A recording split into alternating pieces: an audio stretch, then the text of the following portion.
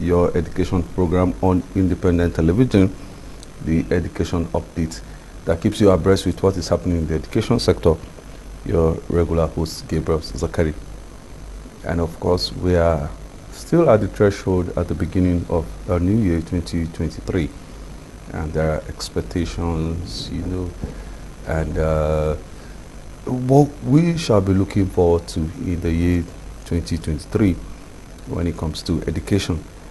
And at the beginning of this year, we started touching on several aspects. You know, the other time we spoke on the lingering issue of industrial action by the Academic Staff Union of Universities, and it's something that we want to see nipped in the bud, and also other issues in the education sector. A couple of days, it was the International Day for Education Worldwide, where we recognize the achievement and impact of education in the lives of the people in the country. And today our focus particularly will be on the girl child. And the essence of the education of the girl child cannot be swept under the carpet, cannot be overemphasized like they always say. How can we as a nation manage the education of the girl child? What's the prospect of educating a girl child in a nation like ours? And what chances does she have to be educated in a nation like ours? And then how would her education, you know, spur or bring about national development? And how does it help, especially in the kind of our culture and tradition? Would it help, you know, to engender development? Well, without talking too much, I have a guest with me that will be sharing our thoughts concerning the girl child education in 2023. How should we put it in the front burner? Should it be something that is at the top of our priorities when it comes to assessing education? So, let me not say anything. I have someone who is with working to advance African women WOW, and her name is Sola Magaji. You're welcome to the program. Thank you very much. Thank you for having me. All right, thank you for having me. You're a girl child, you're a mother.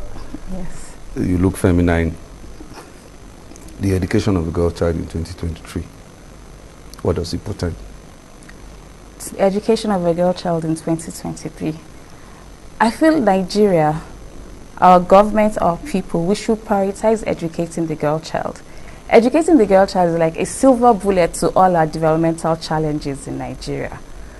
If we look at the SDG goals, girl child education will contribute to us attaining several of them.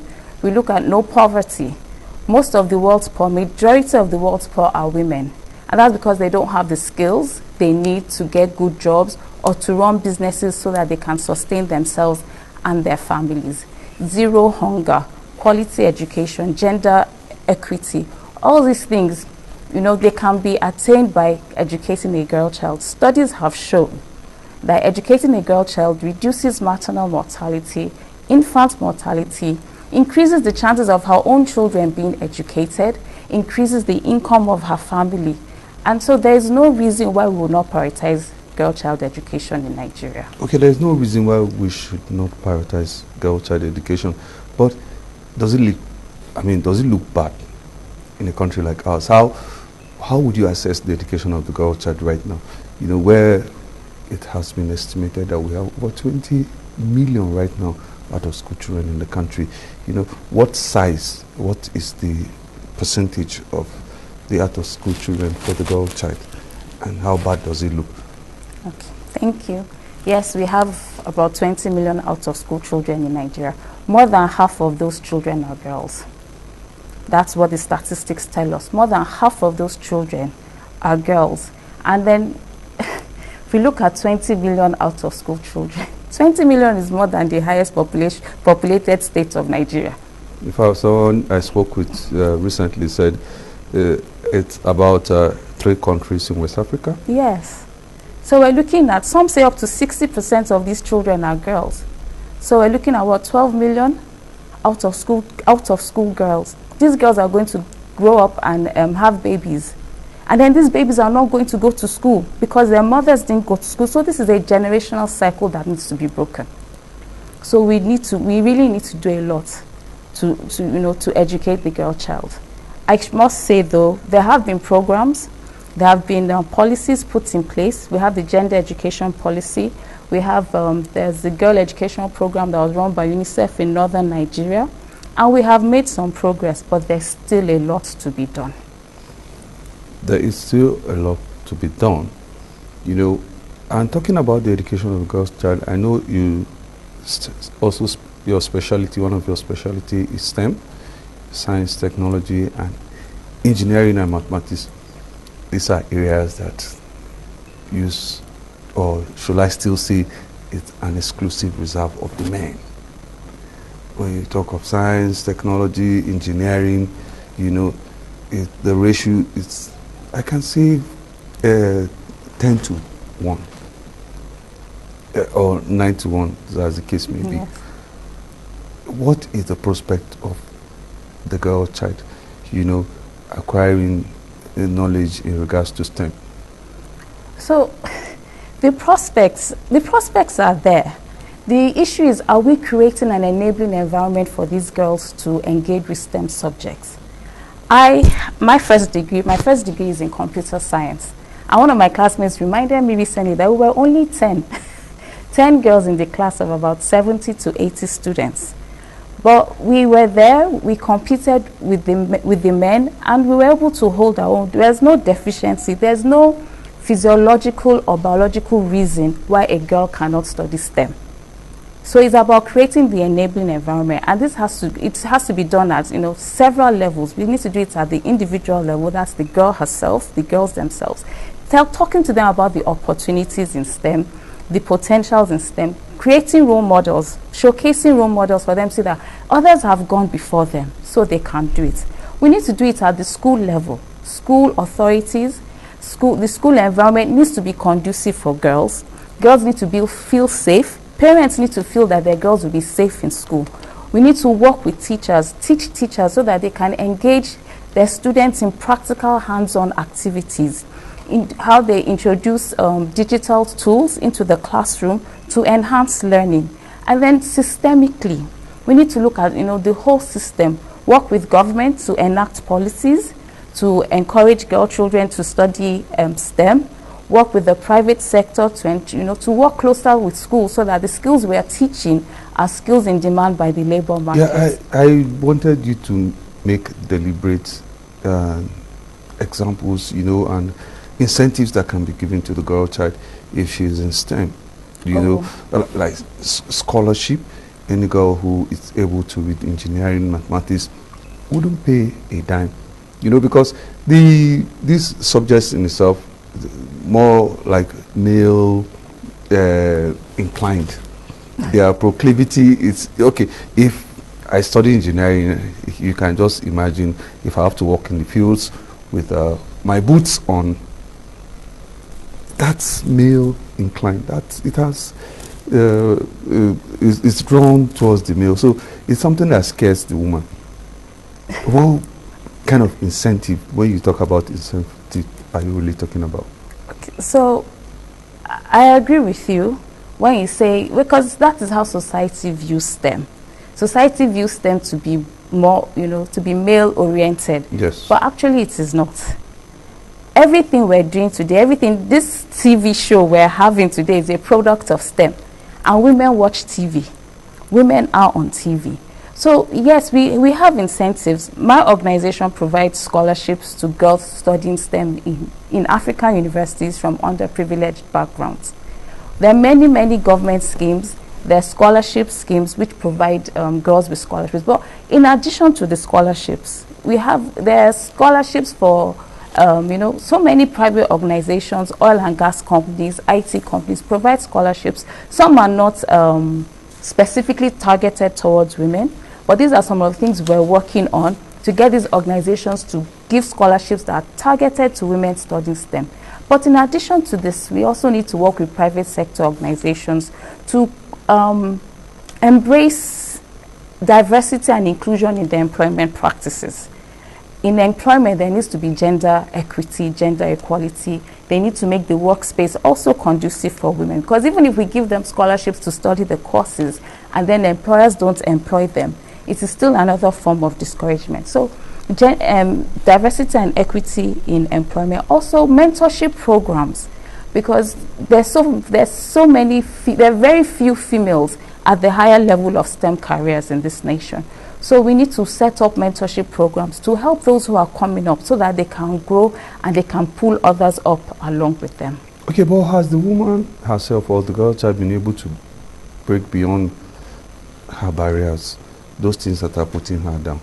You know, without necessarily, you know, not like what the environment, you know, puts around her, but she has her own inbuilt barriers that she feels she cannot attain a particular level. If you have to talk to such women, what would you tell them? Yeah, because a lot of these things are conditioning from a young age, where girls are told they're not as good as boys, or the expectations placed on girls is not as much as boys. It's one of the reasons why we also work with teachers. So when you're teaching mathematics and a girl scores 70% and you say well done, and then the boy that scores 80, you say he can try harder. These are some of the things that put limitations in the minds of girls. But I would tell any girl, whatever course you want to study, and I will actually recommend that you study STEM, because STEM courses are gateways to every other field in this world. Don't put any limitation on yourself, and don't allow anybody else to put a limitation on you. God did not limit you. There's nothing in your biology or your physiological makeup that says you can't be good at mathematics or you can't be good at physics or chemistry. So don't let any external barriers, place a ceiling over your growth. Put in the work, put in the effort, seek information, seek knowledge. Where you need help, ask for help, and the sky is your limit. All right, viewers, if you are just joining us, it's Education Update, and we're looking at expectations for the girl child in the year 2023, and I'm with Sola Magaji. Yes. I actually thought it was Mogaji. Said it's Magaji. She's a STEM advocate, and she works with women to advance African. Working to advance African women through STEM education. All right, to advance African women through STEM education. And you have not missed anything. We'll go on a short break when we continue our conversation. When we come back, our conversation will continue. Before being there, still Education Update on independent television. We're looking at the expectations for the girl child in 2023 with Sola Magaji, computer expert, STEM expert to science, technology, engineering, mathematics expert. And we're discussing the issue of the girl child. We left off, you were saying about nothing should limit the girl child. What it's a nation like ours stand to gain if majority of our girl children are in school? Okay. First let's start from the nation, and then maybe I'll go globally. So if majority of our girl children are in school, like I said, the maternal mortality and infant mortality rate in Nigeria is one of the highest in the world. And educating the girl child and helps the girl child or helps women make informed choices about their reproductive health. And this will help us to reduce our maternal mortality and infant mortality rates. It also, because it helps them to know how and where to access medical care when they're pregnant, when they're giving birth for their children. It helps them to understand the use of contraceptives and things like that. Also, it will increase the income. Nigeria has been dubbed the poverty capital of the world. We have how many millions of people living below the poverty line? And that's because a lot of our people do not have the skills they require to get jobs or to start small businesses they can use to sustain themselves. So educating the girl child will give her the skills and the knowledge she needs to either get a job or to start a business which she can use to support herself and her family, and this will help lift millions of people out of poverty. Then we can also look at the low, the low adoption of science and technology, or the low penetration of science and technology in Nigeria. That's why we're called a developing country. If we want to leapfrog or leave the league of developing countries and move to the developed countries, science and technology has to play a key role. In fact, that actually is the key. And then if we're trying to, create innovations, or we're trying to promote science and technology, and we leave 50% of our population behind, it's not going to work. So we really need to get girls and women involved in science and technology. And one thing we need to note is the world is moving, the world is growing increasingly digital, increasingly technical. And whether or not Nigeria and Africa is ready, the world is moving there. And Nigeria houses the largest population of the black race on earth. Now we are having innovations like AI, which uses things like facial recognition. And studies have shown that most facial recognition softwares, they have the least accuracy when it comes to black women, because the data is based on white men, white women, black men. Then black women are at the bottom of the pool. So if we want our data and our unique peculiarities as black people, both men and women, we as Nigerians, as Africans, need to be fully engaged with science and technology. Fully engaged with science and technology, and it may not be as gloomy as you're painting. Most of the indices we find ourselves, coming at the very bottom. Is there no prospects? Okay, let me even begin with you. I'm sure in the fields and area where you work, it's usually male dominated. How are you treated? Personally, the challenges I have, maybe, which I think are the challenges for most women, is balancing family and work. And because of the way our society is structured, You're a mother? I'm a mother, a wife. Working mother, yes, a wife, a sister, a daughter. Okay. The way our society is structured, most of these care responsibilities, the familial responsibilities, fall on the women. And we as women are trained, like, if your home is not doing well, nothing else matters. So balancing that is always a challenge. It's a challenge for me, and I'm sure for every other working mother out there. So some organizations are more supportive, some are less supportive, but I do think employers of labor need to take this under consideration. It doesn't mean that the women contribute less or the women are less capable. Somebody has to take care of the homes. If we don't have families, we don't have children, then our nation will eventually die. So it's an important role. So we need to structure our society to accommodate that. All right, but are you also going to contest the fact that there seems to be some jobs that are also particularly for the woman, and she can be an artist, she can be a singer, she does well in that aspect, but when you talk about science, technology, engineering and mathematics particularly, she has to push harder. And the enabling environment that governments has to provide, should start from where in 2023? It should start from the schools. It should start from the secondary schools. Our secondary schools have been under attack, particularly in northern Nigeria. Our girls need to feel safe in school. Parents need to feel that their girls are safe in school. Then our teachers need to be taught on gender-sensitive teaching methods.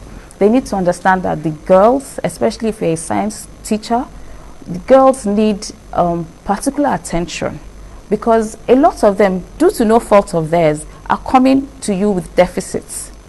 And these are deficits, from the home, from the foundation level, because the educations, a lot of our educationists, especially in the rural areas, they feel these girls are just going to get married. and so they don't pay attention to the education. So it needs to start from the schools, from the secondary school level to the university level. We need to support females studying STEM at the undergraduate level through scholarships, through bursaries, through creating an enabling environment for them. Organizations like yours, have you been able to impress on government that this has to be not just said, but to be implemented in schools? There are ways you can pressure the government to do some of these things. Yeah, we're currently in discussions. We do have these discussions.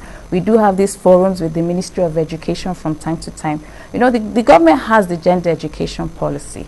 They have the science and technological education policy as well. So we are working with them and encouraging them to actually implement these policies and to look at where these two policies intersect, to ensure that the girl child is not left behind when it comes to STEM. By the end of the year 2023, where do you hope to see the girl child education? That's a way of wrapping up. I hope to see significant increase in the number of girls enrolling for STEM undergraduate courses in our universities and polytechnics. We want to see increase in number of girls signing up for technical courses in our TVET institutions, because that is one of the key metrics which we'll use to measure progress on this matter. Sola Magaji, a computer expert, working to advance African women. We must thank you for coming to the program. Thank you very much for having me. All right, viewers, that's the size of our program this week. And of course, you must have seen a number scrolling on your screen. For adverts and sponsorship of this program, we're open to it. You can always call that number and we'll see how we can work together to bring you more interesting program on education update and see how we can promote not just the education of the girl child, but to see that there's access to education in the country. Yes. Thank you once more for coming to the program. Thank you very much. See you again. All right.